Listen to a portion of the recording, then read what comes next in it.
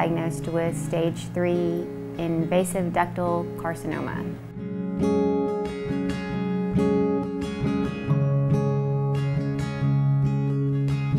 It's been very emotional. I mean, we've had the happy times, which, you know, how could cancer make you happy? We've had happy times of just getting to see how amazing people can be and how many people that have helped us and been there for us, to the sad times of, you know, the realities of cancer, of me being in the hospital last week, which was pretty scary. She was really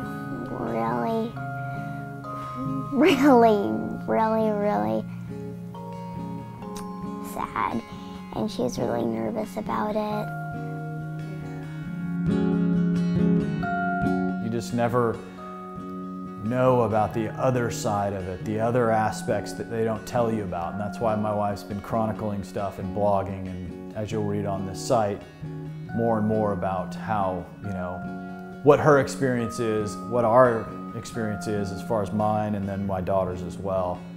Just stuff they don't tell you, just stuff that mentally and emotionally you don't really know about and aren't prepared for. I think that no one should have to go through it. No one should have it because it's awful. We try and look at the positive in a lot of things in life, and sometimes it's hard to, and as something as big as cancer, it's very difficult to sometimes, but if you can get past that and just realize how great everything else is growing because of this, I think that's a huge help. I've still got some hair, so that's good. I'm hopeful that it'll stay in there, so when I finish chemo, it'll grow back quicker. I think she looks beautiful with cut hair because she rocks that style. I was building a bike for my wife for Christmas. Got the bike from a friend of mine, Ashton, who owns Third Shift Motorcycles. Got the bike from him, started redoing it. We found out she had breast cancer right before Christmas. So I stopped building the bike entirely, and we just focused our lives on that.